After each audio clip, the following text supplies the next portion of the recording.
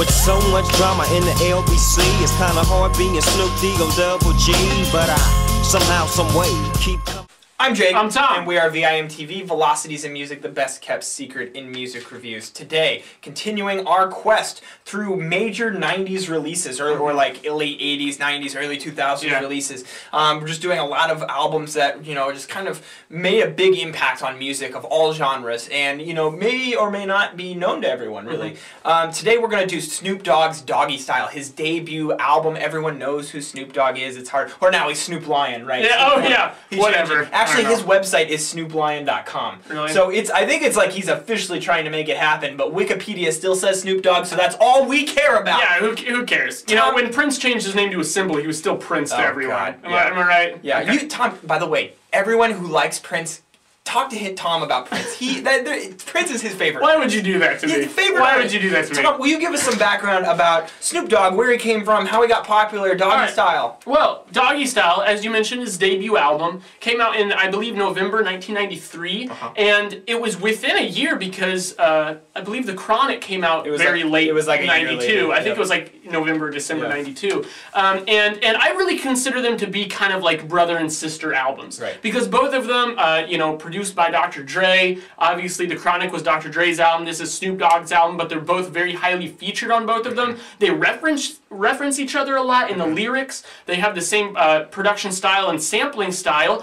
George Clinton, Parliament, and Funkadelic. I've been wearing this shirt a lot lately, but how could I not for this review? I gotta say, if you love that early 90s rap, which is probably my favorite era of rap, stuff like this, stuff like The Chronic, even like De La Soul, Tribe Called Quest, stuff like that. They incorporate a lot of funk in there. Yeah, the G-Funk era. And this album, and The Chronic in particular, just sample George Clinton all over the place. So I love it. Go listen to Parliament and Funkadelic if you haven't, because all of a sudden these albums will make a lot more sense. Really provide some context. But you know, rap and hip-hop has always been much more about building upon something than really creating something out of the blue. It's a culture, it's a movement, and this definitely helps tell you that. I mean, he pulls a lot from Slick Rick. There's pretty much an entire track that's just a Slick Rick song that Snoop Dogg kind of made his own.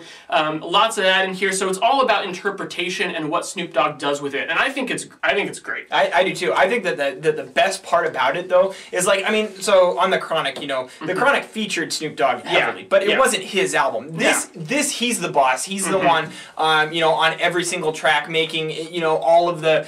He's the one delivering, I guess, the style of what Doggystyle is all about. He's delivering the Doggystyle, and that's really kind of what iconic Snoop Dogg is it's all about his lyrical delivery. I mean, he has this flow and this style that is unmatched by any hip-hop artist ever. I mean, I really do think that that's what sells him so well, is that, and what makes him so attractive and addictive to so many people is just he's so laid back. You know, he's always talking about ganja and like being a gangster and stuff, and maybe, you know, I feel like, you know, Doggystyle is giving us kind of a tour of, you know, albeit exaggeration, but still a tour through Snoop Dogg's, you know, imaginary lifestyle, or the lifestyle that he's living, you know. At this point in time, you know, he's already had commercial success by the time that it hits, you know, he releases his debut album, and it debuts at #1. I mean, this guy was on the top of his game from the moment he released his debut album, and it's because, you know, of his just unique delivery style, and he has so much swagger behind everything that he does. And let's face it, Gin and Juice has to be one of the best rap songs to be. ever. It's really so good. Can't get over it. Now, there's a number of tracks here where I feel like it's you know, where Snoop Dogg, it's almost kind of reversed. Normally,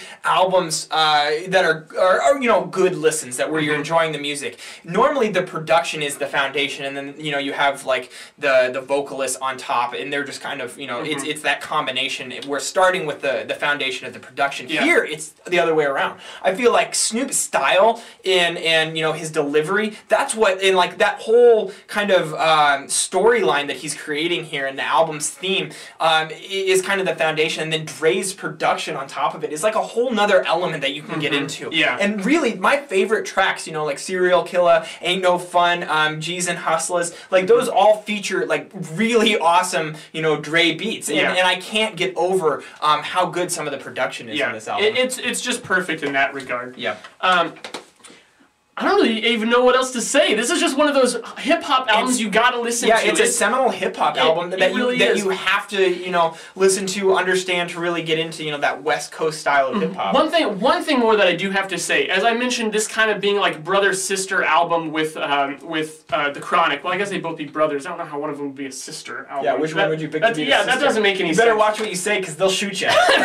They goddamn will, you're right. No, but honestly, I put them about on the same level. When you look in the critical history, kind of the musical canon, obviously everyone puts The Chronic on a pedestal that I think is deserved. I honestly would put Doggystyle right up there with it. I think just the big thing is that for me, that's coming from looking back on this in hindsight. Right. In context, The Chronic came first and it was a game changer. So this coming after you had already been introduced to Snoop Dogg's style on The Chronic, this of course wasn't going to get quite as much critical acclaim, but I think that listening back through both of them, and I had a lot of fun one night listening to this and The Chronic back to back, and I think that they flow so well into each other. I think they're just about as good as each other.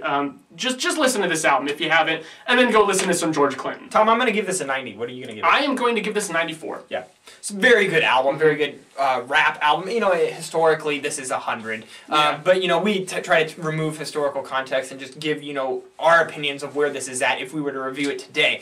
Obviously, if you're into hip-hop, rap, this is one of those albums that you have to have, in your musical repertoire. So go listen to it and tell us what you think at www.velocitiesandmusic.com or youtube.com/velocitiesandmusic. You guys requested this album.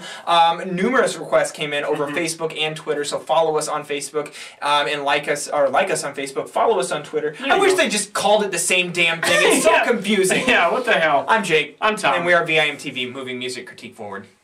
So sit back, relax, new jacks get smacked. It's Snoop Doggy Dogg, I'm at the top of the stack. I don't blank for a second, and I'm still checking the dopest motherfucker.